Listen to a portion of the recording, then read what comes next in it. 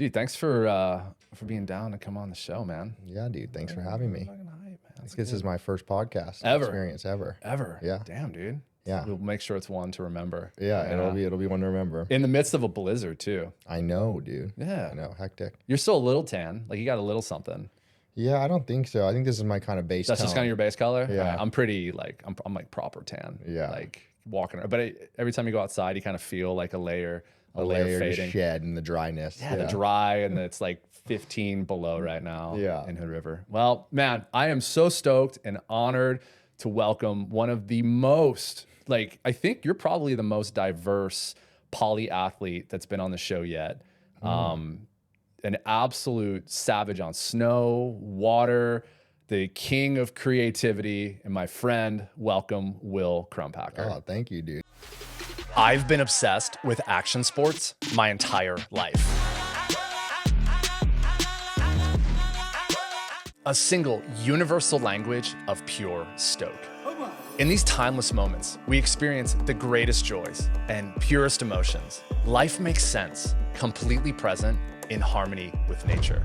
In studying the evolution of extreme sports, it's easy to identify a direct link to ultimate human performance, monk-like focus, body and mind mastery, mind-blowing applications of courage, confidence, and creativity. But where does it come from? How do we get it? And most importantly, how can more people access these superhuman qualities? My name is Matt Schollard. I'm a peak performance and mindset coach, and I'm also an extreme athlete. Together with some of the greatest action sport professionals on earth, we'll drop into the powerful lessons found within their chosen disciplines and explore how you can apply them toward your own journey of greatness. Welcome to Session X Podcast, the intersection of extreme sports and peak performance. That's a crazy intro. Polyathlete. I've never heard that. You never heard that? Have you not watched Point Break 2? No, I watched one and bailed on two. I was like, I can't do another. All right, we'll just end the show here then. Okay. Will You needs to big go and Point watch. Break fan? You've never watched Point Break 2? Well, I was actually in it. Oh, are you serious? Yeah, that's serious. Holy shit. So it was filmed right after I got out of the military, and I was working kind of like in this weird remote medic / like former special forces guy, kind of supporting these random gigs. And they wanted a medic. The production company wanted a medic in the channel at Chopu. So I got to go sit on the back of a ski with Raimana and watch Laird's stunt double, and or it was Laird and a couple other guys who were the stunt doubles for the actors. So yeah, I'm very like partial to the OG Point Break. You know, like Patrick Swayze's the only Bodie, but dude, two is Maybe I don't know. Is Point Break the one where they do all those crazy sports before they die? Kind of. There's like they surf like 100-foot wave and do all this. They're polyathletes. They're polyathletes. That's what they describe themselves as polyathletes. Okay, maybe I'll need to revisit. I don't know if I really know. Revisit. So for those who aren't tracking Will Crumpacker, like I said, just an absolute weapon, kiteboarder, like a savage on skis, and part of the blowing up incredible, probably, I mean, I'll be subjective here, but I think it's the best channel on YouTube, the Sickos. Thank you, dude. Thank you. You guys are killing it. So I had to do that little introduction to go back to Point Break. I feel like it should be mandatory viewing for you and the boys to watch. Okay, I think we'll watch it. We'll give it a chance. I watched the newer one when it came out, maybe like 5 years ago. That's it. That's Point Break 2. Okay, that's Point Break 2. Yeah. Okay, I only watched 2 and not 1. Oh, that's equally as bad. Okay. I'll revisit Point Break and give you an update. Okay, like start it, just clean Point Break slate. Go back to 1. Keanu Reeves, Patrick Swayze, like it's just insane. The quotes are out of control. I feel like that's what's lacking in the Sickos channel, obviously, is the movie quotes. You guys are too original. Yeah. And like that doesn't resonate with old guys like me. I'm like, what's all this originality? Like where can I don't relate to that. Yeah, true. But you need to definitely, so start at 1 and then go to 2. But yes, 2 is the one where they have the I think they called it like the Ozaki 8. It was like all these ridiculous challenges of like, 100-foot wave. Okay, yeah, I saw this. Yeah. So you saw that one. Yeah, the quotes are insane. So like you guys need to step up your Sickos game, quote Point Break 2. And then like you guys are like right at the cusp of being the coolest channel on YouTube. You start flossing like Point Break 2 quotes. You guys are just, man. Okay. Your subscriber, what do you guys at, like 300,000? You'll like triple that. Okay, cool. Yeah. I'll like sneak one in and you can you'll know. I will know. I want you to like look at the camera and like I'll be like, Yeah, no, it'll be in like the background. I'll like sneakily like say it way in the background. Yeah. That's for me. That's for me. Dude. Well, bro, all Point Break aside, I'm so stoked to have you on the show, man. I've watched you over the years. Like, I mean, I've always known you as an incredible athlete, but just like what you guys have been doing with the Sickos, and we'll get to all that later in the show. But you've just like, and as far as action sports, extreme sports, however you want to label them, go, like you are doing so many incredible things, like just taking inventory of like the last year, like learning the death dive, barefoot water skiing, giant Zorba balls down the sides of a mountain, big mountain snow kayaking, like kiting on top of European glaciers. Like you're all over the place, doing incredibly cool shit.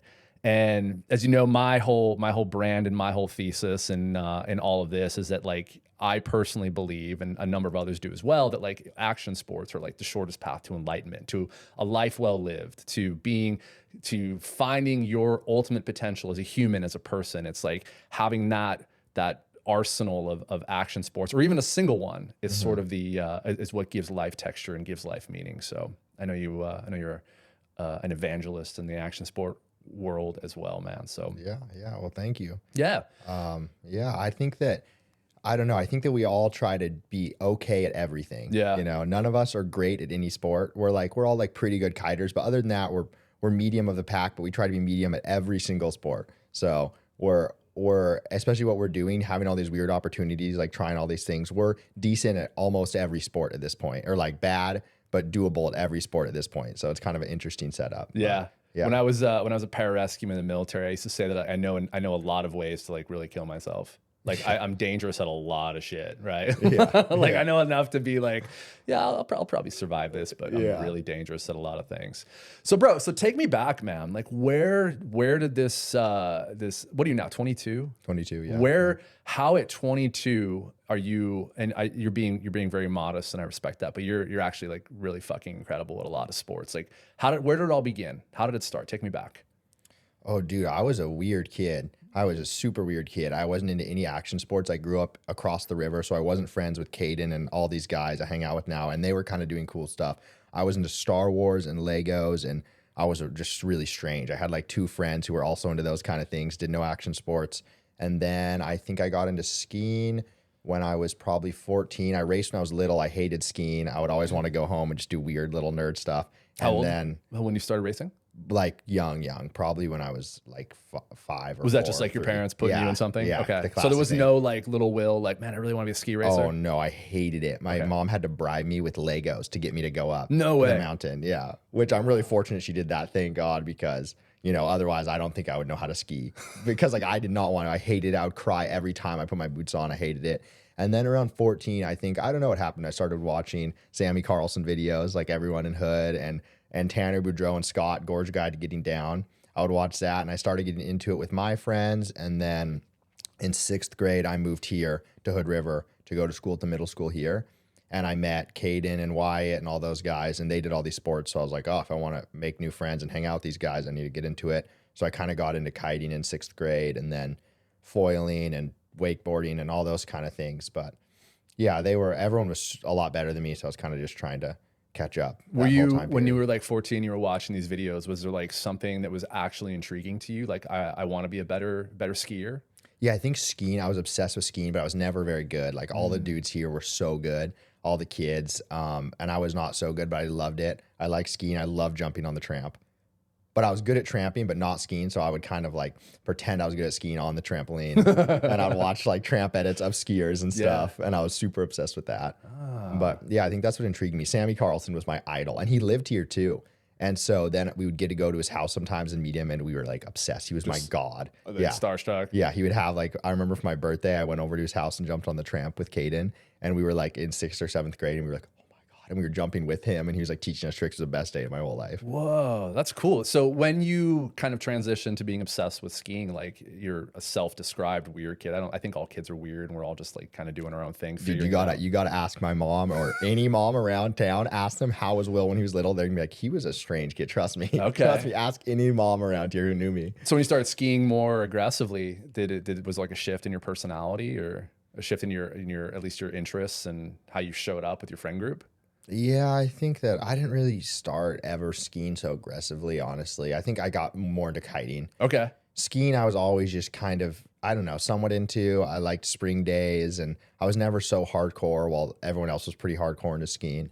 But I got better into kiting, and I don't think that shifted my personality much. But I started really loving kiting to the point where I liked it for doing it. I'd go do it alone and got super obsessed with that. For Yeah. sure. And how old were you then?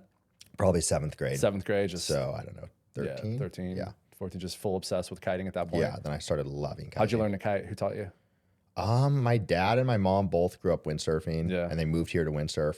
I think I'm not sure who taught me. Oh, Molly taught me. No way. Molly. Well, so I got a bunch of lessons when I was little, and I was too light. I was like 80 pounds or 60 pounds, or like when I was little, and I would get yeeted, and so I hated it. I was so scared of it. And then I went to La Ventana when I was probably in 6th grade, and Molly taught me. Wow. Best teacher ever. Seriously. Yeah, Molly's insane. Yeah, plug for Molly. Yeah, Molly is the best kite coach ever. She Wow. like calmed me down and got me going, and then in a week with Molly, I was good forever. So like maternal and nurturing. Yeah. And just like caring. Yeah. She's a wonderful And all the human. like the dude kiter instructors who were like too cool, they were like, yeah, go for it, little bro. Like I was intimidated by them. Molly was just calm and nice and perfect. Yeah. So you're in 7th grade, you're obsessed with kiting, you're going on your own. Did you ever I mean, I started windsurfing when I was 7, and you could not have convinced me otherwise that I was not going to be a professional windsurfer. I would like sit in class and I draw sails, and you know, this is back in the 80s when equipment looked totally different. But besides the point, did you ever think like, man, like I want to just kite the rest of my life? I want to be a pro kiter. Dude, honestly, no. No? I've never really thought or wanted to be a pro athlete. I'm sure I wanted to be a pro athlete. What'd you want to But do then? I don't know. I loved it, but I kind of knew my place. I knew realistically I was never quite good enough to be a pro kiter or skier or anything. And I loved it. And a lot of my friends, like Sean, obviously, and I'd watch them, and I wanted it a little bit, but it never was my kind of dream to be a pro kiter. I just wanted to get as good as I can. And it was really satisfying getting better at kiting and stuff. Yeah. But I was never going to be a pro, and I never thought I would. But I was still motivated to try to be as good as I could in both the sports. But yeah, that was never really my goal. I kind of just, I'm not sure. I always wanted to do something interesting, and Like what? I always wanted to kind of work for myself, find some cool job that I was passionate about, something unique where I could have flexible hours and travel and get to do these fun things. So I went to school for engineering for a year or a year and a half, almost 2 years. And I kind of was just thinking about creative kind of careers to get into, but I never wanted to be a pro at any of these sports. Yeah. Really. Wow. So when did you when obviously you're a sponsored athlete many times over now, but like when was your first sponsorship and what was it for? Probably kiting. Yeah. I think my first slingshot kind of was like a half sponsor, half friend, family hooking it up, Tony Lagosche. Yeah. You know, it was kind of in the middle, and I love slingshot stuff. And then Elliot, I don't know how I met Elliot, but I met him sometime somewhere, and I think he hooked me up with like a Nash, give me the kites. I send it back at the end of the year, and I was like, oh my gosh, I'm sponsored. Like, this is yeah. it. This is legit. And then Reedon happened, and Elliot introduced me to Damien, I think. And then, yeah, it was sponsored by them for a couple years, and then Sickos happened, and kind of Reedon jumped in on Sickos. Yeah. And have been very supportive, giving us Yeah. any piece of gear we need for sure. So sick. Yeah. Yeah. You guys riding those new, what's their Alula model? The HTF. HTF. No, hypermodel. HTF is the flexible one. Yeah, the hypermodel, which is insane. I was riding it this summer, and I would take it out, and Damien didn't want Parker and I to use them because like they were supposed to be like secret, but Parker and I were obsessed. We had to use them. They were so good, so much better. I could like land any trick in any wind, and I was like obsessed with it. And we'd take it out. Someone would be like, oh my gosh, Damien, the new hypermodel looks insane. I saw Will riding it. We'd get a mean text from Damien. Parker and I were like, we gotta stop. But it launched, so I'm so stoked for next summer to finally get a ride done. Yeah. Not having to hide behind Wells Island. Yeah, I would go up. I would pump up the kite on the end of the sandbar, and then fold it up and walk back up and stuff. So Okay, so talk to me like late high school, like kind of at the eve of Sickos taking off. Like, what's your direction? You said you went to school for engineering for a couple of years. Like you had this kind of career trajectory laid out, but was it really just kiting and skiing at the time, or were you involved in like any of the other local gorge sports? I loved everything. I really loved all things foiling. I was obsessed with the kind of foiling when it launched. I loved pump foiling, surf foiling, everything we could do. I got super into surfing probably sophomore year. I forgot to mention that in your intro. your big wave water Oh, yeah. skiing and like, dude, Yeah. So we started getting really into surfing. We always wanted to be surfers. Like those, we would watch John and everybody, and we love surfing, but we're from here, so it's wouldn't kind of watch hard. Point Break though. Yeah, not Point Break, just John, my real life Point Break. And then we'd go to the coast and get super into surfing, but we learned in Oregon coast winter conditions, so not ideal for performance, but good for being chill in big waves. Seriously. Staying calm. So that was nice to kind of learn to surf there, because our big wave ability kind of surpassed our surfing level, which was cool, or an interesting take on things. But yes, we got into surfing, kiting. I was into all that stuff. I kind of just like to do a little bit of everything. And so I just loved every sport, just loved to do it, but I knew I needed to do something. So I thought I would go to college. I went to University of Utah for mechanical engineering. Did you choose Utah so you could be close to snow? I chose Utah because I had a good scholarship. Okay. And I had in-state actually. So it was pretty much free. So I was like, I would have loved to go to Cal Poly, but it just didn't make sense financially. So I went to Utah for engineering, and then COVID happened. So I was kind of in Utah, kind of doing online. I liked it. I didn't love it. And then we kind of all gathered and decided it was a good time to do Sickos. And I was like, I'll just put this on pause, try out Sickos, see how it goes. And yeah, it's been a long journey of failure, success, but. Yeah. So tell me about that. I definitely wanted to hear more of your story before we dove into Sickos, but it seems like a good time. So tell me, like, the idea of Sickos, how long did it exist before you guys took action on it? It's existed for a long time, probably since freshman year of high school, because our friend group, Caden, Sean, all of us, all the younger kids, we like to kite, ski, surf, try all these weird little ideas. We'd build rinky-dink contraptions and shoot little phone funny videos and make edits. Then the older kids, like my sister's friends, these cool guys we looked up to, Jackson and Charlie and all those guys, they were kind of doing the same thing. And then when we went to high school, I was a freshman, Caden and them were a sophomore. We kind of linked up with those guys. One day after school, we were in the school parking lot, and we were friends, like family friends, but we weren't friends at all. Like, we were scared of them, and they were all the cool seniors, you know? And they were like, boys, are you going kiting? We were like, yeah. They're like, let's kite together. And we were like, sick. So we all went out kiting together. We like loved it. It was so fun to have new friends to kite with, because there was no one kiting at that time. We were the only kids. And then so we kited with them, and it was so much fun. And then we came back, and Charlie was like, let's do it again, boys, let's hang. And so he started a Snapchat group chat. Charlie's so cool. And just called it Sickos. And he just started the Snapchat group chat with all of us to go kiting after school. And that was really cool. And he just named it Sickos. Just, I don't know why. Who knows? Charlie just came to his brain in probably a millisecond. He was like, Sickos. I don't know. And then we would all hang out. And then we started I think that we did a lot of weird little contraptions. And Jackson filmed. I think that we had done like a slip and slide jump a few times. Just like funny little things we just do after school or in the summer. And Jackson came and filmed a couple of them. We brought a trampoline down to the sandbar and did it. And Jackson made like a cool summer edit. And we were like, wow, that was actually super cool. It was kids doing fun ideas. The video was super good. Like, it'd be cool. And we watched Who is J.O.B., the series. We were obsessed. And this is before Jackson was a part of that. Oh, yeah. This is way before Jackson was a part of that. This is when Jackson was still in high school. Okay. And we were watching Who's J.O.B., and we were like, guys, I feel like we're all really decent at a lot of sports. We're pretty good at kind of engineering these funny things. We're pretty good on camera. I feel like we have some potential to do a show like this someday. And we were all like, yeah, that'd be really cool. We should do it. We should make a movie, like the Sickos end of summer movie. And we all kind of thought about it. It faded. We went to school, whatever. Jackson went and worked for Jamie. All of us did our own thing. Caden started filming, got super talented at filming. All of us were kind of just learning broad skills. And then Jackson worked for Jamie for a few years. We'd all go visit him on the North Shore. Go visit when he was there? Yeah. Okay. See how that whole operation worked. Yeah. It was really cool. And we were kind of like, damn, I feel like we could really pull something off in this space. And then Jackson and Jamie, their relationship ended. I think Jackson just had done it for a few years. Jamie, I don't know what happened there. And then Jackson was like, boys, I'm free. Should we try it? And we kind of all talked for a little bit. And we're like, we should try it. Let's do it. It was probably spring. So I think we finished that semester of school, all of us. And then we came back in summer and we kind of started on Sickos. Was that 21? That was 2021. Yeah. Yeah. Because 2020 was that COVID year. And then it was the first summer that you could kind of be out of masks and stuff. Yeah. And so, yeah, that was when it started. And then we went that whole summer, like a group of 15 of us.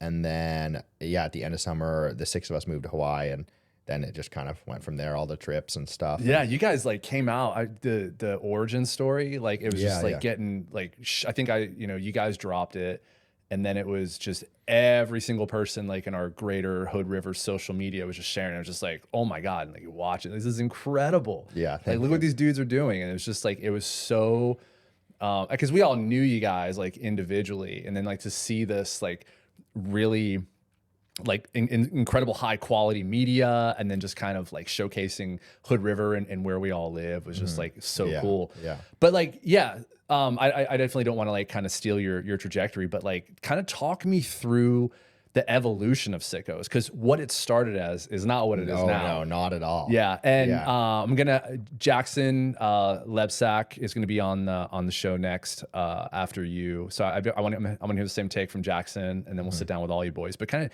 share with me your experience of like Sickos, from the origin story to what it is now. Yeah, it started that first summer as I'm not even sure. It's evolved so much. It kind of you guys are doing like pranks in front of the dog store. Yeah, we've done all kinds of stuff. The first summer we kind of were really looking at those who is JOB inspo videos. We knew nothing about YouTube, nothing about title thumbnail, nothing about retention, none of these YouTube things. We were very new to it. So we started that first summer kind of going this like web episode based, very story based kind of setup. And I'm trying to think. And I guess that was more like about Hood River. Yeah. Kind of more about these kids in Hood River. And we did that for the first summer. And it started off with a little bit of local traction. And then it kind of died down and we weren't really getting any numbers. And we were like, we need to change the formula. We were kind of starting to learn about YouTube, starting to understand concepts and how YouTube works. So then we moved to Hawaii. And that was a freaking send. It was expensive. We were so insanely broke. It was mind blowing. We were struggling, all of us, like trying to work these side hustle jobs. And we kind of started figuring out YouTube. We started doing it there. We were still really kind of focused on like us being good at action sports, even though we're not. We'd like make these long edits and stuff. And we're just not good at surfing. We're like medium good. And we weren't really hitting. And then that whole stage happened. And I think that was a little bit more like story episodes. If you ever watch one of those, it's like Charlie narrating in his deep voice and these kind of like childhood friends moving somewhere together. Then we went to Europe after that, or we did a couple little trips, Mexico, all this stuff. And then we went to Europe and we kind of changed one more time. And then we had a couple videos start doing pretty good. And we started to understand, oh, it's a concept. Like this video is one single concept with a title thumbnail. It does good. We're actually got a few views from this. So then we kind of started really focusing on every video has a title, a thumbnail that makes sense, and you execute that in the video. It's less about sports, less about us being good at sports, more about anything. Yeah. Just like one thing. And when we figured that out, we started to grow a little bit. And ever since then, it's kind of been on that same formula, like really focus on concepts. Yeah. And so I think from Europe, when we switched to that formula to now, it's pretty similar, honestly. We kind of started to figure out this little like pro teaches us, which is a great setup for us because there's someone doing crazy stuff. We can kind of learn the sport. That's been a good formula we've been running. Obviously, you've seen a lot of those. Yeah, absolutely. So yeah, that's been the kind of evolution. Wow. But there's been so much change. It's been 2 years, and the first pretty much year and a half to like 6 months ago were struggles for sure. Really? Yeah. And you guys, I mean, you're not like taking a break either. It's not like, oh, let's just do this season and then go chill, go back to the drawing board. Like you guys are just like going from like one evolution to the next country, to the next sport, to that. How has that been like on you guys as friends, as people? Like how has that pressure, the external pressure of trying to grow Sickos impacted you?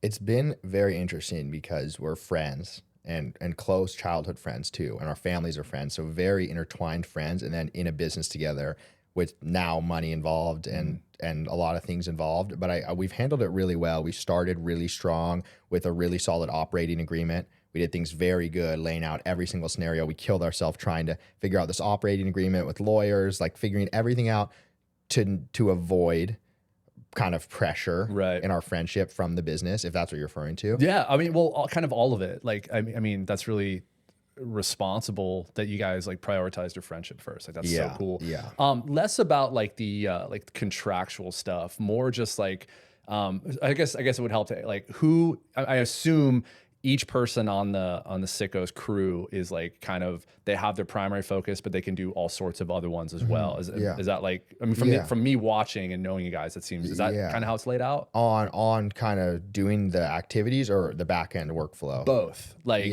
like you're kind of the primary, like when I watch all the episodes, like you're kind of like the primary athlete. Like you're more of the like outspoken, like crazy Will, like, oh, Will's gonna send it, you know? Caden's a little bit more like soft spoken and like a little more responsible. Jackson's kind of like the hype man. Like Jackson's been the hype man because he's been hurt, but normally Jackson's a really insane athlete. I know Jackson. The last year from his ACL, he's been like in the background, like, yeah, and everyone's like, why isn't Jackson trying shit? But Jackson's hurt, so we got to give him that for sure. So, but like who, like when you guys conceptualize a show or conceptualize a mission, like how's that process? Like how does it go? Yeah, I think that everybody is, I think those are just our natural, genuine characters. Yeah. Like kind of the Caden, Jackson, the whole dynamic. We conceptualize something. We think of a title thumbnail that'd be good. We think, will this do good on YouTube? And then we go for it. We all kind of do different work. We all have we kind of just settled into our jobs. Like no one was like, you need to do this, you need to do that. We kind of just settled into it. It's very like non-spoken. If there's something that needs to be done, you kind of, one person just takes it. It kind of just has happened and we've settled into these positions. So I think when we have an idea, Charlie kind of does a lot of the planning. I do a little bit of the planning as well. Those guys, we talk about filming. So every idea is so different. It just depends so much. Like we'll get an opportunity and we'll just kind of go for it. And not as much planning, not as legit as you think. We try to keep everything kind of on the fly, genuine. And yeah, it's not so consistent. It's every time it's completely different for sure. I loved when you guys were doing a lot of the like outreach. I mean, you do that in all the episodes, especially when you guys are traveling, you know, when you go to like a different community, you like connect with local people there. But like that was kind of a really special, I mean, it was like really heartwarming to see that you guys kind of had this more purposeful, like we're not just these kids from Hood River getting to travel the world and shred and do all this cool stuff. Like you're like connecting with people and providing opportunities for some kids, man, that they would have never gotten. Like, like where did that concept come from? Well, that's always been a huge goal of ours, to make the world a better place as we do what we're doing. You know, we don't just want to do it to be able to have fun and travel with our friends, but I think that that's always been a goal of ours. And at the start, we would kind of try to do those things, but we realized, and we still do those kind of like charitable things and outreach and all that as much as we can. But we realized after doing a few, they're very expensive to try to do stuff for people. It's really important to us, but it is expensive. And we're still in kind of the growth struggle phase. And we realized that we kind of need to take a step back, become successful, and then we can really help. Like we kind of need to, I don't know, we want to do that as much as we can. And I think in the future, as we become more successful and have more resources, I think that's something we want to really prioritize and try to take more seriously for sure. That's so cool, man. I don't know, we just love doing it. It's just fun. Yeah, for sure, man. Like the coin video we did where we got to give away all that money to the family. It's just fun and fulfilling and really cool to do. And you meet people you never meet doing that kind of stuff and puts you in crazy situations for sure. Good, man. What's been the most like memorable moment in your journey with Sickos, or memorable experience, memorable episode? Like what's something that stands out? That's a great question. Because there's a lot, dude. Oh, that's a hard question. Like, There's been so many amazing things we've done, honestly, but just trying to think. I think the first time we went to Europe together was really, really cool and special. Like, no, we were still struggling. We were still in the dirt at that point, but I think that was one of the coolest experiences of my whole life, going to this little island in Europe with all my friends. That was really, not the river wave that you guys dug out. That was on that same trip. I know it was on the same trip. That was incredible. Yeah, that was a cool experience. That's nothing that I look back and I'm like, oh my gosh, that was such an amazing memory. That was more of like sketch and crazy and and just wild. But I think that is one for sure. I will never forget that. Maybe I can link the video. But for those who, it's like in season 3 of the Sickos when you guys go to Europe for the first time? First Europe trip, probably like a couple years ago now, almost 2 years ago. So for those who haven't seen it or who are yet to have seen it, basically what these guys do is then this, it was just like south of Nazaré, or it was like in like Peniche or something. Yeah, I was right in that zone. Okay, so they're in like southern Portugal, and they basically dig out this river wave that doesn't look dissimilar to the Waimea river wave, but it's maybe 10 times the size. Dude, it was so crazy. Dude, that got Sports Center shared that thing, like ESPN, Red Bull. I mean, that thing just got, that video has like 20 million views or something on your Instagram. That was just a freaking, just a lucky opportunity we got that helped us out a lot. Without that, I don't know. That really gave us a nice boost when we needed it most, for sure. Oh, really? But that was no skill, that was nothing. That was just complete luck, that we stumbled upon that and it happened. And it obviously was a kind of viral concept. Like that was just complete luck. There was no planning or we never wanted to do that. It just happened, and it really helped us out a lot, honestly. Wow. So that one I see all the time. And the one that I've just, now that winter's kicked, is your when you took your wing up, your super wing up to Mount Hood was it last summer or last winter or 2 winters ago? And flew like winter, 110 feet or something. Yeah, that was actually in the Wyoming backcountry. Oh, that wasn't or Montana backcountry. No, that was deep in Cook City. Oh, no way. Yeah, the first time we did it was on Hood, and then we went into Cook City, like way up in the backcountry on snowmobiles. It was this whole mission.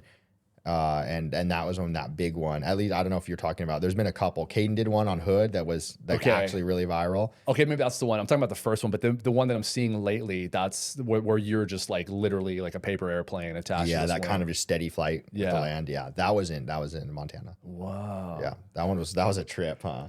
It was incredible, dude. Like all the stuff that you guys are doing. Like I'm sitting here racking my brain, and it's like, I'll think of something and then like 20 different missions pop up.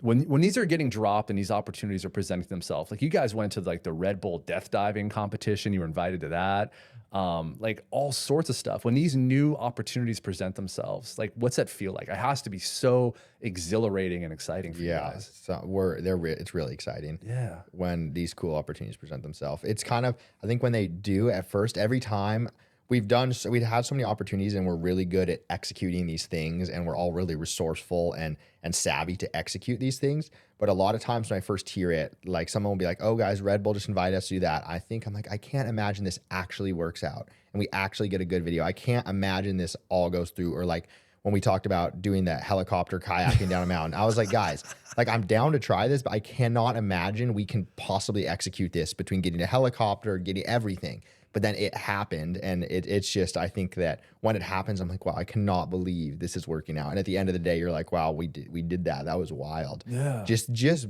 purely the logistics are crazy every time. Yeah. And then like the situations that you guys are finding yourselves in, like how, as an athlete, like I know you continue to deny that you're, a really incredible athlete. But like, is there anything that's like made you really nervous that? Oh yeah. Yeah. I'm scared a lot of times, but a few have made me really, really nervous. Which ones have made you really nervous? The kayak one was just sketchy. Yeah. I think that hit a line that we didn't want to push any further, because that was no skill involved.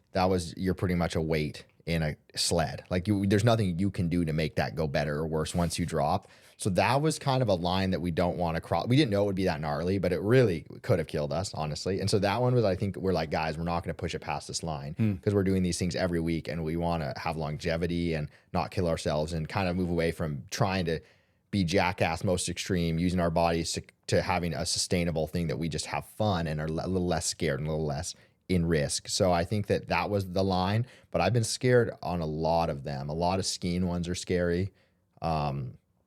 For like almost everyone is scary. Every time I'm more scared than other people. I think every time I'm like shitting my pants, and I'm not like just doing that for the camera. I'm so scared every time before we do something like backflipping the mountain bike or the big wave ski surfing. Actually wasn't that bad. Who took the worst on that? Was it Caden? Did he get? Caden actually made it under. No one really had a wipe out. Max took the worst for sure. Actually. Max just sends though. Yeah. Oh, I gotta talk to Max about that. Yeah. So tell me though, like, you bring up an interesting point of like, the whole Jackass era and the Jamie O'Brien stuff. Is there, or do you feel that there's like a pressure on you guys to get more extreme? Oh yeah. And we've been really trying to figure out a way to navigate kind of segue out of that in the other way. And I think we've done a good job so far. I think we're kind of are trying to walk this line. We don't want to be jackass when we get comments like, you guys are jackass, but better. We don't want to destroy our bodies. We want to bring more to the table, be fun personalities, and make it for other reasons than just destroying ourselves, Yeah. So we really don't want to be like jackass at all. Yeah. But some of the stuff they do is fun, And so it's just a balance we're trying to find of personality, kind of sometimes getting a little crazy, kind of risking it, doing some crazy stuff, but rarely. And then also just fun stuff, bringing relatability to these sports. I think it's kind of a big mix. Yeah. I feel like you guys are personally responsible for introducing like a lot of, maybe not obscure sports, but I feel like, you know, showing off foiling and winging and kiting. I feel like with the reach that you guys now have on YouTube, like you're exposing more people to the sports that we love to do, and then like inventing new ones. Yeah, I hope we can expose new people to kiting and winging, these sports that should have more attention, that more people should do for sure. We don't do as much just standard kiting these days, honestly. Yeah. Like very rarely, but we all kite. We just don't film it, you know, because it's hard to make a good video off of kiting. It's not a lot of people can relate to it and understand it, so it's hard to kind of hit this general audience with that, you know. But yeah, I think that trying these fun, unique things is something great to inspire. We don't want to inspire people to do the dangerous stuff like the heli kayak. So it's cool to inspire kids to do fun stuff with their friends, but not sketchy stuff. You know, we don't want to be responsible for any kind of bad situations, because some of it is dangerous, and we're pretty legit and pretty calculated. We always have guides when we do anything in the snow. We have like solid AVI guides and all kinds of people, and we surround ourselves with a lot of safety, and we think about it a lot. But I think that some people who watch our videos might try to replicate it without doing that, and it could be sketchy. So well, yeah, I think as we move forward, we'll probably do less of kind of those bigger heli kayak things and more fun, relatable sports stuff. Yeah, that's awesome, man. And it is, you guys do a really, I think you do a really great job of, you know, trying to dissuade the youth from jumping off the roof with a bed sheet to parachute in. So you mentioned like longevity, and you know, obviously, you know, my whole gig is, you know, performance and maintenance and performing at your best level, physical and mental. Like, have you guys started to introduce like any type of longevity practices into your lives yet? Or are you still just kind of being 22? I think our best longevity practice we're doing is not deciding to not do some things these days. For sure. Being like, hey, nope, that's not our space. We don't want to do that because we could get hurt. And there's like a line. It's like backflip and mountain bike, probably could. It's like, I think that's our biggest thing, is kind of knowing when to say no and not go for an idea. But performance-wise, not really. I don't know about the other guys. I know before ski season, I've been trying to get my legs strong. I think everyone kind of does, because you really want your legs to be strong before skiing. Obviously, that's a huge one. Jackson's in recovery mode from a collarbone right to ACL. So he's been pretty tapped into recovery, all that stuff, and kind of getting his legs strong. But otherwise, none of us are, we probably should be more on it, but none of us are that on it. You guys are in your 20s, you can get away with it. Tell me about, if you have any examples of things that you've turned down. Like, what's something that you've like either individually or collectively been like, dudes, I don't think this is the right my gosh, so many. We've never had like I can't think of an opportunity where someone was like, hey, you guys should do this, and we're like, oh, that's too sketchy. Like, I think there's been a lot of internal ideas. We'll like have these kind of like these FaceTimes where we'll have a 10-minute silent time. We'll all write these ideas on lists and we'll read them to each other. And I would say like 80% of them are too gnarly to try. Really? One time, Max genuinely thought it would be a good idea. I don't know if he understood the physics of this, but he thought it would be a good idea and wrote this on a list seriously, to tie a rope around two people's waists and have them ride opposite direction on dirt bikes. And I was like, dude, are you kidding me, man? Like, you would for sure just die. Shatter your pelvis. Yeah. It would cut you in half, dude. And like, there's just so many bad ideas we have that we were like, oh, too gnarly. But we'll think about it for a sec. We'll be like, okay, like, how would we do this? And then you'd be like, oh no, that's way too sketch. So a lot of ideas we turned down internally, but no one has offered something that was too sketchy. Normally when people offer something, it's if anything tame. Other than Red Bull, they've offered pretty good ones. But what's been the best Red Bull? Was it the Gap, the ski Gap? That was the coolest opportunity, I think, that they've given us, because we just got to ski that park, which was the best thing ever. Like, beyond that Gap, it was just the nicest park. What was the Gap? 80 feet? I think something like that. Something ridiculous. Where the Gap wasn't 80, but the jump was like 80. Yeah. And you were just like, yeah, okay, I guess I'm gonna do it. Yeah. You kind of like kept progressing, and like half the crew did like the first Gap, and then a couple guys, and then Caden, and then it was just like, well, Will's going for that full set. Dude, my palms, I'm sweaty palms watching that. Yeah, but I had a lot of, when I grew up, I spent some time in Utah where they have a good park. Meadows is lacking on their big jumps for sure, and lacking on their park in general. But I spent some time in Utah just because my mom moved there. So I got to kind of hit those bigger jumps growing up. So I was a little bit more used to it. So, I mean, it's kind of like hitting the same jump you've hit a lot of times. That was still probably the biggest jump I've hit, but the Gap doesn't really make it any worse. You'd have to really, really mess up to fall in the middle of that Gap, you know?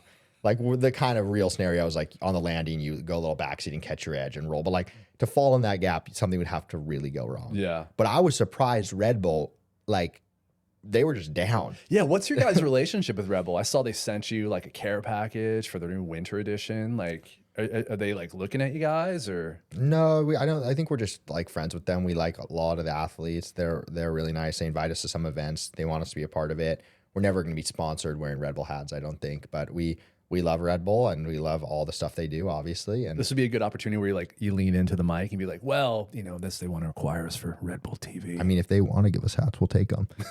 We'll take them. But it's going to have effect now. Yeah, I don't know. Just kind of a lax relationship with Red Bull. We're not sponsored, but they invite us to a lot of stuff. We're doing a Red Bull video on the 17th. We're going to New York for a Red Bull video. Sick. And then so we'll do some stuff with them. Well, I think we'll always do stuff with them, and it's really cool to have that relationship. For sure. What other major sponsors? Or obviously, we said Red Bull's not a sponsor, but how has your sponsors grown since the inception? Who had you guys first? It was the wetsuit board short company. Driftline has been the OG believer and supporter, as well as Movement. They, from the start, before we even launched, we made like a pitch deck. Charlie made a pitch deck and sent it to them, like of the concept of what we're gonna try, and they sponsored us from the start. I think like $300 a month, and then Driftline like 200 or something, but enough to kind of help us buy the tarps for the slip and sides the first summer and stuff. And then they have been here from the start. But recently we signed with an agency in LA, and they've been bringing in one-off bigger deals with people like BetterHelp and Factor and all those nice kind of AG ones. They're just the classic sponsors who are really into advertising right now. AG1, like Athletic Greens? Yeah, we just did Athletic Greens. No way. Yeah, on this video we posted yesterday. Yeah. Wow. Congratulations. Yeah, thank you. Yeah. So it's cool to have those kind of legit big companies. And we only do the ones we believe in. For sure. There's been a few that we didn't like as much, but Max loves AG1 and Charlie, and they take AG1. So when we got the opportunity, we were like, yeah, of course. So sick. Right on. I'm trying to get the podcast sponsored by Force of Nature Meats and Heart and Soil Supplements. Looking at you, Paul Saladino. Yeah. Anyway. Yeah. So tell me about it, man. So like what everybody who has been on this podcast, and I foresee most people who ever come on this podcast in some way have built their lives around an action adventure sport, whether they're a professional athlete, competitor, working in the media space, working as an instructor or coach. Everybody is so passionate about their sport or sports that it's like it becomes everything for them to build their life around. And I was so excited to have this conversation with you, and I can't wait to talk to Jackson. But you guys have the most modern application of building your life around the sports that you grew up doing and that have been so meaningful. Like you described, the origin of Sickos was a text group to go kiteboarding with your friends. And now here it is 10 years later, and it's like kind of still what it is. It's just a group for you to go to kite and shred and do crazy shit with your friends. Like, do you look back and be like, I could have never predicted that this is the trajectory my life would have taken? Two-part question. And can you look back and be like, of course, this is how my life has gone? Definitely, I would not have expected this. Definitely would not have been like, of course. Yeah. But I really was hoping that I would get to do all these sports my whole life. And I wanted to do something that let me at least do these sports, whether it's at a high level or just having fun with your friends. Like I've always wanted to be, I think all of us and almost anyone from Hood River wants to live a lifestyle where they get to kite, surf, do all these things. And I knew I wanted to do that. And I knew that a normal job would be a little trickier. So I wanted to get creative somehow. I wouldn't have ever guessed anything like this. No, I didn't really. And when we started Sickos, I think that we thought the probability of success was super low. We weren't naive. We weren't like, oh, we're definitely going to make it. We were like, this is going to be a long journey. I don't know if we're going to be able to, we thought we'll definitely be able to pull it off. But it's going to be a long journey. We'll see if we can last that whole journey out. And now it's looking like it is probably going to work out and go somewhere where we're able to do these things for a long time and live the lifestyle we want to live, for sure. Nice. Just being able to spend time with our friends, have a lot of time to do these action sports all the time, be able to surf and ski and live in places we want to live is super important. I think that's all of our biggest priority is kind of getting to do that. So Sickos is definitely a good a good vessel to do all those things. And hopefully as time goes on, we'll morph that into something that can allow us to do that our whole life. Yeah, for sure. absolutely. That like finding ways to stay relatable and have that longevity. Something that I love to talk to a lot of my, my clients who I work with as a performance coach and guests on the show. I love to talk a lot about like finding purpose. And I think all of us to reach like our full potential, we need to find purpose. And there's a difference between passion and purpose. Passion is a very selfish experience where like we're all passionate. We're all very passionate athletes about, surfing and kiteboarding and snowing and snow sports and all the things we do. Like those are passionate for us, but it's when we apply our passions externally. I do it through my work as a performance coach. I share and I repurpose all the experiences that I've had in life into ways that allow people to level up their game as athletes or as individuals. It seems to me that Sickos is an incredibly purposeful. It's an external, like you're inviting people into your life. You're sharing these messages of like stoke and friendship and, never giving up and like creating the life of your dreams. To me, it seems it's a very purposeful experience. Does it feel that way for you? Definitely. Yeah, it's definitely very purposeful. And I think that there's a lot of different purposes. Like I think there's a lot of different reasons we want to do it, and I want to do it personally. But definitely inspiring other people, getting those messages is probably the most gratifying thing versus getting a paycheck or whatever success or any other thing. I think getting those cool messages like, guys, I was really going through a hard time. You inspired me to get into surfing or kiting, and it's really helped me. Like those kind of messages are awesome for sure. The most gratifying thing, as well as being able to help people in a charitable way. The few of those we've done, we always go home at the end of the day and we're like, wow, that was really, really meaningful and made us feel like the best we could have ever felt. Or even just being able to do some crazy new sport with all our friends, getting the opportunity to go out to Nell Scott and see the big waves with our friends, because otherwise we would have never got to do that, or meet this group of people on this weird island in the middle of nowhere we would have never got to do. I think it's all very purposeful and really fulfilling for sure. Yeah. Do you guys, it sounds like you do, you guys like collectively take time and like kind of like reflect on the journey? Yeah, it's sometimes hard because it's so go, go, go, go. And I think that's everyone's own individual struggle or preference, but I think that it's really important to reflect. And that's why it's nice to come home to Hood River in the winter when it's cloudy and rainy and just have a little bit of downtime to be able to think about it and take everything in. Because if you're go, go, go all the time, it's so stimulating and so fun and so crazy. I think you don't ever really take it in, but getting home, and it's kind of sad when you get home, it's like cloudy and it's just really laid back, but you get to think back and really take it all in and get ready for the next thing. So that's a nice balance. We're not go, go, go. I think some people are in a situation where they can never stop. And I think that probably is taxing. Absolutely. And especially a lot of people in that creative space and the YouTube is such a phenomenal platform and what it has offered people, like people who have these creative ideas. Like if I Jackson grew up filming on his cell phone. Like I had this like little gnarly camcorder that I would try and make like skate videos on, putting it in a shoebox. So it had that really cool effect. Like I could only imagine if like YouTube existed. I was alive in the 1900s, Will. Like I don't know if you're familiar with how things were. I lived through Y2K. Yeah. It's kind of a big deal. That is a big deal. that's big in right now. Big. Yeah, the Y2K is in right now. It's so in. Surviving the most intense apocalypse of my life, the Y2K.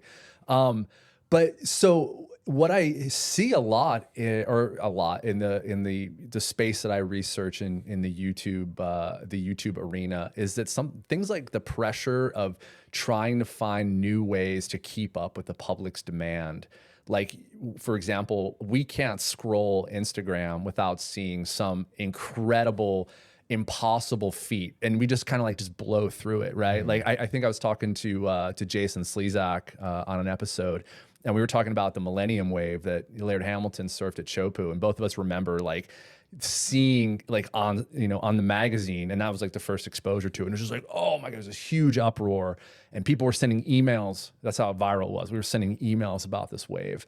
But now you can't go on Instagram in one of the 60 times a day that we go on there and not see 20 Millennium Waves or like the equivalent of it. And so it's like there's this, for me in my 40s, it's like, whoa, I don't know that I would like want that pressure. Like, I don't know that I want that to like constantly have to reach for this impossible level.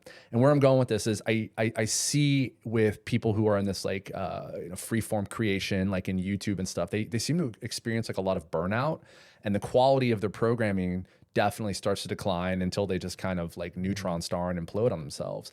You guys, your shit's just getting better. Like, what's the formula? And like, have you experienced like, the signs of burnout? If no, yes. And if you have, like, how did you deal with it? And if you haven't, like, what do you think your formula is? I don't think we've ever had any signs of burnout or even gotten close to that. Even when like the numbers are down, performance is down.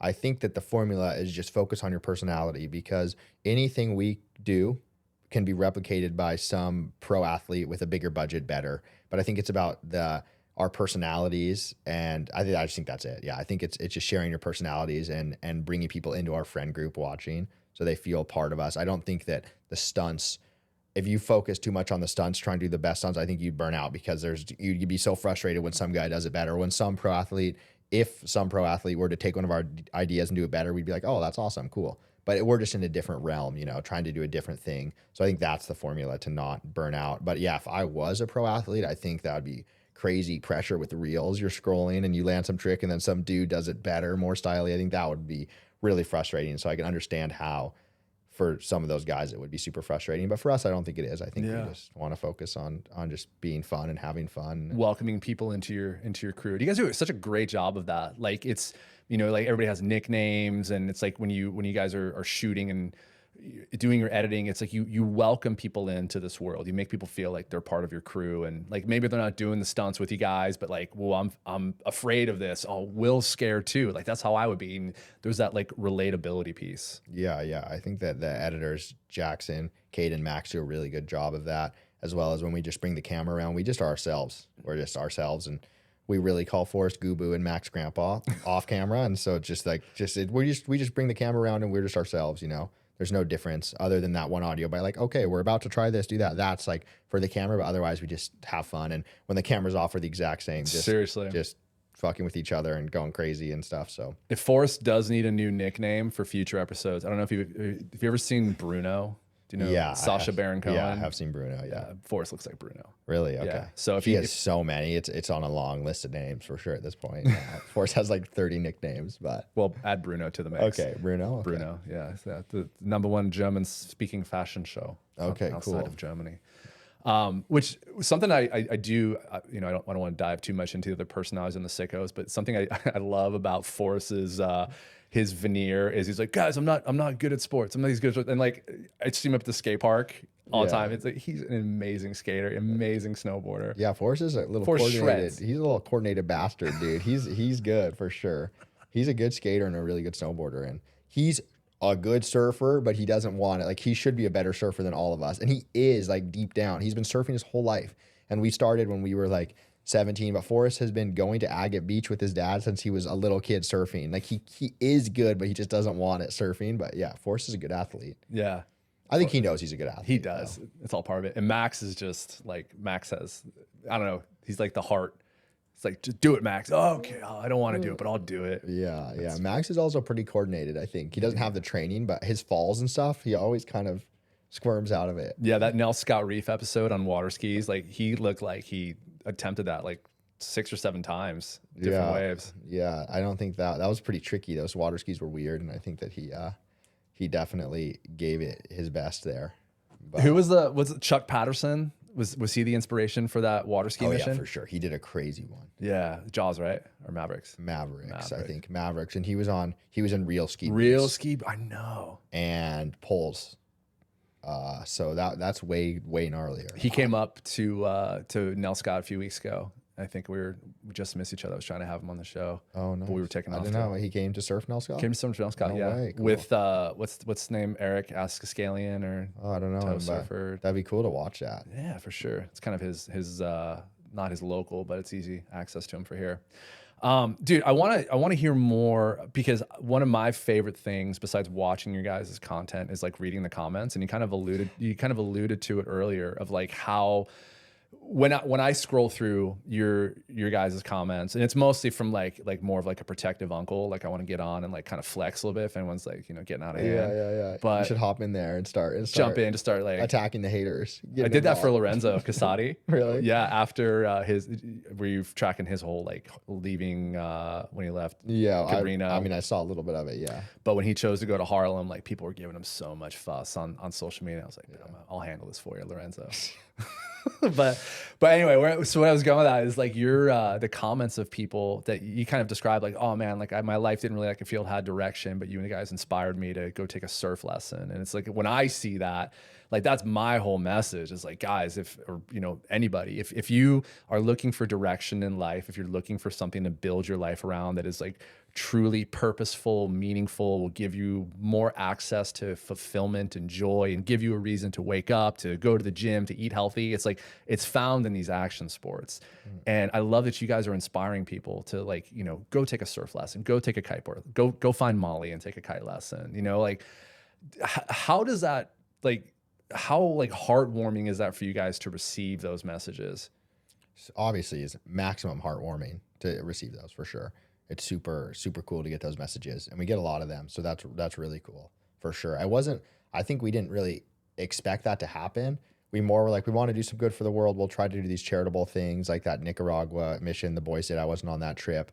But I think that it's definitely really cool, and it's going to be interesting to meet more people and hear more stories. It's always cool to meet people in person and talk to them and hang with them because everybody is so cool. And yeah, are you getting to that point where you guys are like, you can't go have lunch? No, we're not even close. You have to be like mega famous to not even be able to go have lunch. We'll hear like one thing every few days kind of while traveling together. It's just fun. And no one's like, oh my God, people are like, hey, I love your videos. We're like, cool, where are you from? We just hang with people. And like in Indonesia, we met a few kids and we like party with them and hung with them the whole time. Everyone's just cool. And we're tiny though. Yeah. And I don't know, dude. Probably at least it's happened to me at least half a dozen times where somebody who is like, I've known for 20 plus years, you know, either in the military or have sent me one of your guys' videos and been like, oh, these guys are in Hood River, you know? I'm like, yeah, of course, homie. And no one knows we're from Hood River, really. Like, because now we kind of steered away from that. We're kind of doing things all over, and no one knows we're from Hood River. They'll be like, oh, what are you doing in Hood River? And we're like, oh, come on. Like, you know, it'd be cool if we had Hood River more tied into it. Down at the event site, and some guy's like, oh, what are you guys doing here? What? Yeah, I know, but we don't really have that many people coming up. We're really small in the grand scheme of things. Like compared to, I don't know, big YouTubers, it must be crazy. Like even I don't know, any YouTuber who's like above 1 million subs gets pretty hectic. Except for the Daily Dose of Internet guy. Yeah, nobody knows what he looks like. Yeah, I mean they do, but like they hear his voice and they're like, oh my gosh. Yeah, they hear him like order something, they're just like, is that him? That's the Daily Dose of Internet guy. Yeah, fuck. But any kind of personality based YouTuber, or any kind of creator is probably the most hectic situation. It probably really gets taxing, I bet. We were just in Tenerife and El Medano for a month, and we were sitting at this cafe having crepes, and this woman walks by and she stops and she's like, I saw you on YouTube. And I'm like, what? Oh, that's so go on. And Nick's like, no way, she saw you on YouTube. She's like friends with Lorenzo and Jeremy, and I felt it was exciting. It felt good. Yeah. I felt like I connected with the younger generation. I was just recognized from YouTube. Oh, that's cool. Damn, dude. Yeah, I did have a YouTube channel probably, and it was like 15 years ago. I did it I used to film my. I was stationed in Okinawa, Japan, and I used to like go out and surf and kite and stand up paddleboard surf and. I had this like OG Generation 1 GoPro with no stabilization, but I would like I thought at the time I was doing these like really creative angles. I'd like attach it to the nose of my surfboard. So all you saw was like flailing vibration and like, a wave, or like I put it on my kite lines one time and I was like, oh, this is so sick. Like I took some parachute rigging stuff from work and like, oh, dude, that's cool. It was so stupid, but I loved it.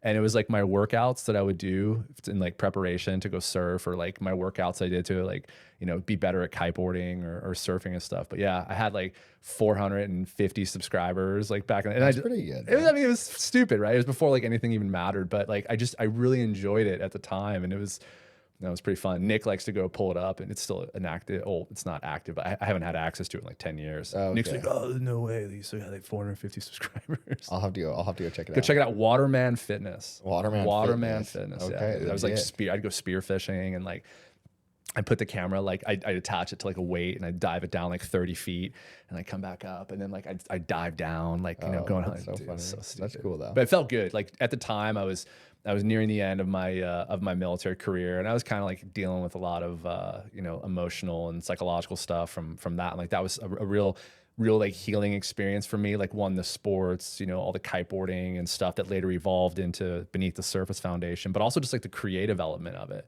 Like I found, like you mentioned, like when you were aimless, or not aimless, but when you were, you know, deciding what you want to do for a career, you know, you wanted to have that creative element. Like that's something that's like when you were drawn to be creative, like if you're not fulfilling that, like you kind of feel that absence. Definitely. Yeah. Yeah. I think that I've never really worked a job like that, but I can imagine that if you're not in a creative space in your job, it would be taxing for sure. All right. So you've had some time. I don't know if you've been thinking about it or not, but do you have a most memorable Sickos experience that you want to share with us, that you're willing to share with us?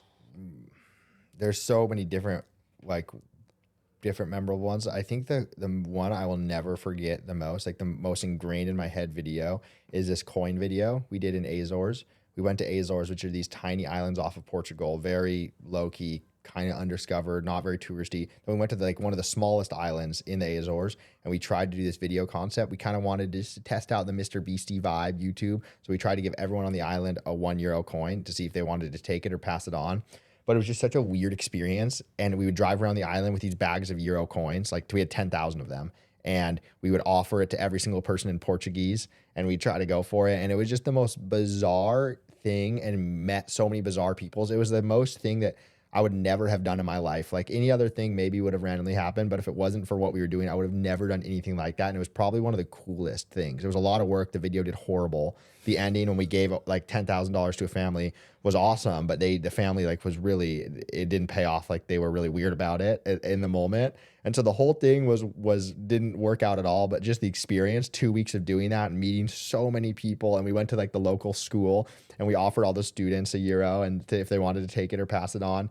And that was probably the most memorable, good or bad. I'll just never forget that. Yeah. That's so cool. Yeah. That's probably it was just so bizarre. And we're on this weird island in the weirdest places, knocking on these doors as grandma invites you in for tea. You're just in the most bizarre situation ever. And it was just so funny. And we met so many weird people. We went to like this little nightclub on the island and met the girl there. And it was just the most bizarre. The girl. There's like only one on the island. No, there was like one girl who ran this nightclub there, and we met her, and like it was just the most wild experience ever. It was so funny. And it was like 2 weeks of doing that every day. You'd wake up, you'd grab your bag of coins, you'd go, you'd pass them on, you'd film it. It was a whole thing. And so it was so long too that I'll really remember that. I still know. Você quer euro? O quer passarlo para alguém necessitado? That's, do you want €1? Do you want to pass it to someone in need? And we just memorized that. And our delivery was garbage, and people were so confused, but that was the coolest. I think that's so cool. One of my favorite things we've ever done, but like, I don't want to do it again. Yeah. And I'm glad that video didn't do good, because I don't want to be kind of doing those kind of like challenges, Mr. Beastie vibe, but it was a really interesting, funny experience for sure. Yeah. Who are some, that brings up a good point. Like who are some YouTubers / athletes, or like who are people that you guys look up to for inspiration? I think everybody looks up to their own kind of, everyone just watches who they want to watch. I personally don't watch, like I'll pull up my YouTube right now. I watch stuff that you're going to be really surprised. I don't watch any kind of people like us ever. Right now, I have Mr. Beast who I watch, but then I have a studio. Wait, I think this is on Sickos. Okay, so that's everyone. I was going to say this isn't mine. I watch like science videos and weird stuff. I'll pull up my subscription feed. Let's see. Okay, that this looked guy, awfully like a Sickos video. This guy is taking the caffeine out of Red Bull so I can drink it at night. That's a science video. This is kind of a weird finance video about drones. Joe Rogan about Huberman. Yeah. MKBHD. I love him. He's one of my favorite YouTubers. I watch like kind of like tech and sciencey and these weird kind of videos. This is baking chocolate from scratch. I don't know. Here's one about computer screens, LEDs. I don't watch any of these type of videos. I only tune in to like get info. But I think the guys that I personally watch the most, don't love them, don't want to relate to them at all. I don't condone them. I think that they do pretty bad stuff. But Nelk Boys, I think are probably the guys I am the most interested in because they're 6 dudes. They're super successful. They have a merch line that's unbelievably successful. They have Happy Dad, which is heard of crazy them. What is it? successful. Nelk dudes? Nelk boys. Nelk boys. Yeah, they're probably the people I tune in with the most for research purposes. And I ordered some of their merch to see their whole process because I do all the Sickos merch stuff. And I ordered some of their merch. 70 million a year? Dude, Whoa. their merch, I heard this. I don't know how true this is, but apparently they're doing $100 million of sales in their merch line a year. And they're doing $100 million in their drink line a year. And I know that their whole kind of company is valued at like $1 billion. And they were just 6 friends who did prank videos and now are here. So I think I look at them the most in terms of YouTubers I just am curious about. But I watch weird stuff. Neil Red. You got to look at Neil Red. Right. He's this chemist guy and lockpicking lawyer. He's a lockpicker. I think I've seen Lockpicking Lawyer. Okay, My youngest son, Marcus, is into him. Okay, yeah. Okay. I'm into lockpicking lawyer. Neil Red, who does these chemistry videos. He just like is this kid who started doing chemistry videos and now he does the craziest shit. He has a full on like industrial grade lab and he can like make any chemical from scratch. And I love him. He's so funny. I watch every one of his videos. Wow. Yeah. There you go. Who are some athletes you look up to? Oh, there's a lot of athletes I like. I obviously love Kai. I think I'm always impressed with Kai, especially when I see him kite. I'm like, dude, where did you pull that out of your ass from? Like, he'll go kite and do like a huge boogie loop or like some crazy thing I can't do. I'm like, dude, how do you have time to be that good at kiting? How do you have time to be that good at everything and anything? So that you I do? think Kai, people think he's like overrated. He's not actually that good. But when I like take a deeper look at Kai, I'm like, wow, that's insane. Who on earth? I'll have to go to those comment sections and bust skulls. Who's dissing on Kai? People are just like, yeah, he's like, I don't know. People, I think when there's any kind of Shaun White type of athlete, people like hate on him. But I think Kai, I'm really impressed with Kai's ability. Absolutely. Everyone's like, he grew up in Maui, of course he's that good. I'm like, dude, that's insane. He's that good at everything. Yeah. So I think I'm always really impressed by him. Surfers, I love John. Yeah. I love John. Every one of his videos. I think his videos are the coolest thing ever. I just love, everything. you want to talk about somebody staying relevant and like leaving, finding ways to expand his passion and purpose in the sport of surfing. Absolutely. I agree with you. I love John. I just like the videos he makes and the way he surfs and stuff. Yeah. And I love watching John. Other athletes I like, trying to think. I really like that skier. I think his name's like 76 Jordy. He's this kid in Europe and he just goes huge. He just goes huge and does like gnarly stuff. I can't even explain it, but you could watch one of his videos. Okay. I think I like him as a skier a lot. He's really funny and just goes massive. I don't know. I like a lot of athletes. Yeah. And a lot of people. So I guess we can close this out, but I usually have different ways that I like to end it. For you have like this opportunity to reach so many people, like through Sickos, you have this platform with which to tell so many people, a message that is united with the Sickos. If Will Crumpacker had his own private channel that was as successful as the Sickos, or as much as these Milk Boys, what is the message that you would like to leave to the world? It could be anyone, anything. Like, what does your unique voice have to say to the greater good? That's a hard one. That's a really hard one. I just think for me, it's not as easy. When I asked Jeremy and Lorenzo, I was like, what is the trap? And they're like, oh, bro.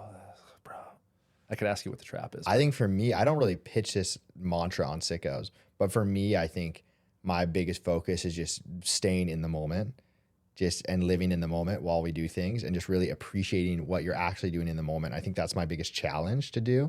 And I think a lot of people probably experience the same thing because it's so easy to dwell in like the past or the future, like be anxious about the future or thinking about the past while you're doing something that's so cool. Like a lot of times I'll be doing this crazy thing that's such a cool experience and I'll be like I'll be stressing about something that happened or that will happen. I'm like, So I think that just really staying in the moment, having fun with your friends and just enjoying it is probably my biggest mantra I would like to pitch. That's beautiful. I think. I'm not sure what everyone else's is. I think everyone has their own kind of take on that, but that's my mantra that I think is the easiest thing to forget to do, that I just personally really try to prioritize. Do you have any practices that help you become more present and bring you back to the moment? I think it's pretty like self-explanatory. It's hard to have practices in that, for me at least. Like I'm sure like meditation and all that, all those kind of practices would work. But for me, it's just being like, okay, I'm doing something so cool right now. Let me just enjoy it and immerse myself in it. Just saying that, like just thinking that, just being mindful of it helps a lot. Because I'll be like doing some really cool experience, like skiing on an amazing day. I'll be on the lift, like stressing about something I want to get done, or like thinking about something that happened that was bad, being like, why did I do that? I'm like, what am I doing right now? You know, I can worry about this when I'm doing something else. Dude, that's really wise and beyond your 22 years. Yeah, well, thank you. Yeah, Thank you, bro. Awesome. So great to chat with you, man. Thanks for coming on and sharing the journey of Will Crumpacker pre and post Sickos. I love everything that you guys are doing. Like I watch every episode. We like sweat, laugh, cry, do it all, man. It's just it's an honor to know you and all the boys and to see what you guys are doing and making your mark on the world, man. So thanks for taking time of course, out of this blizzard to come chat it up. Thank you. Yeah. Thanks for having me. I think we're gonna go sled today.